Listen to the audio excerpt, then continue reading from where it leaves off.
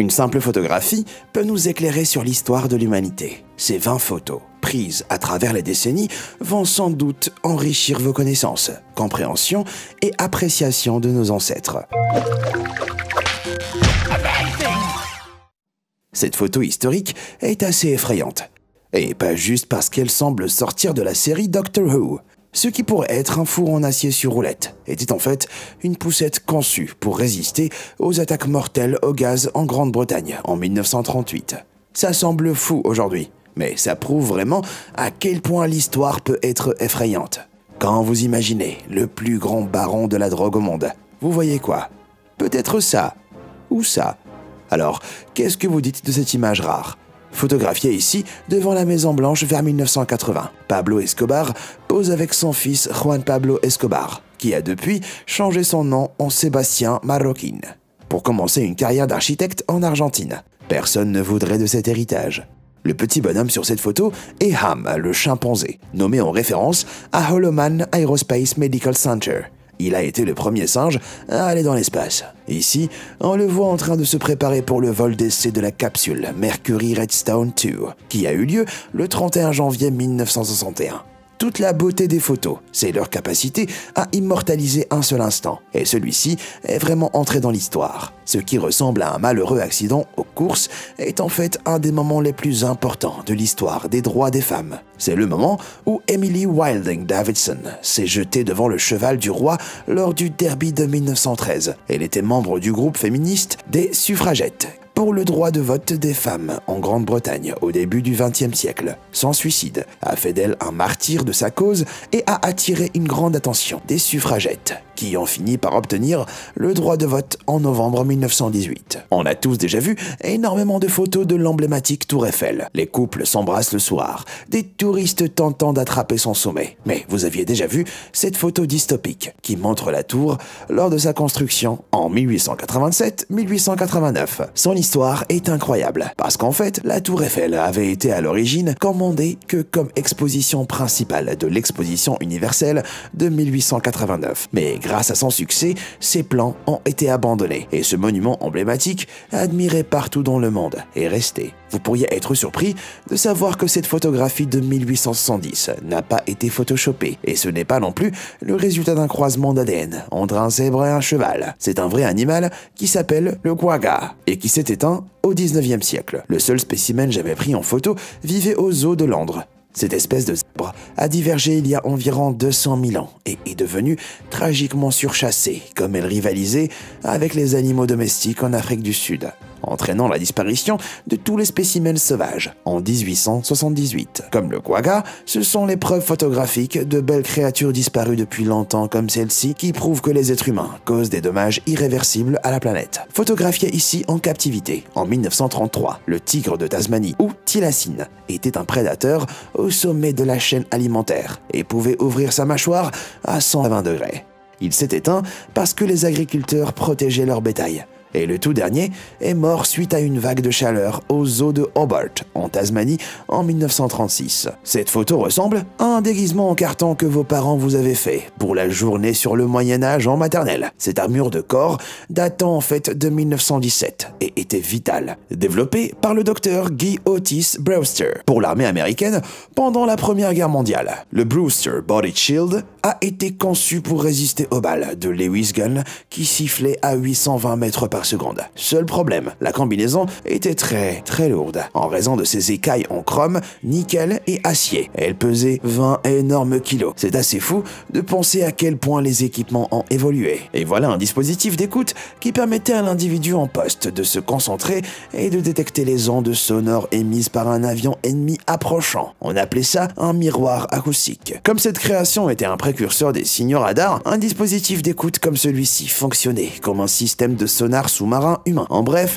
c'était une version peu pratique et très immobile de l'ouïe supersonique. Est-ce que cet homme vient tout juste de survivre à un coup de feu à bout portant? Eh ben presque. Cette image a été prise en 1923 lors d'une démonstration d'un des premiers gilets pare-balles testés par les forces de l'ordre. W.H. Murphy de la Protective Garment Corporation de New York aurait pris dans la poitrine 2 coups consécutifs tirés par son assistant à moins de 3 mètres, et ce sans sourciller. Avec l'augmentation des gangsters armés pendant la Grande Dépression, les forces de l'ordre américaines ont commencé à penser à porter des gilets pare-balles. Mais apparemment, ils avaient d'abord besoin de preuves. On croirait une photo de salon de coiffure vintage normale. Mais vous regardez en fait une des plus grandes femmes pilotes de l'histoire, se faisant couper les cheveux pour la dernière fois avant sa plus grande aventure. Amelia Earhart était déjà la première femme à survoler l'océan Atlantique en solitaire en 1928, juste pour le fun, comme elle le disait. Et en 1937, elle était aussi déterminée à faire le tour du monde entier. Mais quelques mois après cette photo, Amelia et son navigateur ont tragiquement disparu le 2 juillet 1937, au-dessus de l'océan Pacifique, ne laissant derrière elle qu'un passé mystérieux. Voilà les tombes d'une femme catholique de la noblesse, Lady G.C.P.H. Van Afferden, et de son mari protestant G.W.C. Van Gorkum, colonel de la cavalerie hollandaise et commissaire de milice au Limbourg. Ces tombes ressemblent à des horloges à coucou en pierre, et leur histoire est fascinante. Le couple, qui était marié depuis 38 ans, n'a pas été autorisé à être enterrés ensemble après leur mort en 1880 et 1888, en raison de leurs croyances religieuses et statuts social différents. Donc, un mur les sépare dans l'au-delà. Les pierres tombales ont donc été conçues pour donner l'impression qu'ils se tiennent la main par-dessus du mur. Et leurs pierres tombales existent toujours aujourd'hui, ce qui prouve que le vrai amour ne meurt jamais. Voilà un distributeur automatique en Angleterre en 1931. Il distribuait une cigarette déjà allumée pour un penny. La machine a été conçue par Black Cat, une société de feux d'artifice. Elle fonctionnait un peu comme un allume-cigare de voiture, avec des cigarettes pré-roulées qui tournaient. Un vrai risque à incendie. Heureusement, cette machine n'a pas existé longtemps. Mais un distributeur de whisky glacé a été lancé dans les années 50 et aurait eu du succès dans les bureaux. Dommage que celui-là soit pas resté. Photographié dans le village de Der, dans le sud de l'Arménie, en 1990. Cette femme de 106 ans garde farouchement sa maison en s'accrochant à ce qui ressemble être un AK-47, et je suis sûr qu'elle sait s'en servir. Cette femme, qui a dû naître vers 1884, a dû survivre au brutal génocide arménien mené par le gouvernement turc, et comme l'Arménie était aussi plongée dans une guerre sanglante avec l'Azerbaïdjan en 1888, elle essayait de prendre aucun risque. Quand on voit cette vieille dame coriace, nos petits problèmes perso ne semblent plus si graves. Peut-être que maintenant, on voit plus son visage sympathique. Mais voilà le vrai clown Ronald McDonald, joué par Willard Scott en 1963, avec une tasse de soda sur le nez et un plateau pour un chapeau. Cet homme est devenu l'emblème du fast-food tout au long des années 60. Mais ironie de l'histoire, Willard Scott n'a pas pu figurer dans la première publicité nationale de McDonald's, après avoir été jugé trop gros pour jouer le personnage très actif. Cette photo fait peur à en couper l'appétit. Alors peut-être qu'en fait, McDonald's lutte vraiment contre l'obésité. Voici une image de quelques pom-pom girls vintage entrant dans un stade de plus de 74 000 fans lors d'un match des Patriots en 1979. Franchement, la troisième pom-pom girl à partir de la droite pourrait sembler un peu plus enthousiaste, non? Je plaisante. C'est en fait le regretté Robin Williams. Il a fait une apparition avec l'équipe le 11 novembre 1979. Ce caméo est devenu plus tard un point d'intrigue dans sa série télé, Mork and Mindy. Ça prouve bien que le vrai génie comique ne recule devant rien. Est-ce que c'est le record du monde du plus grand nombre de livres lus? Non.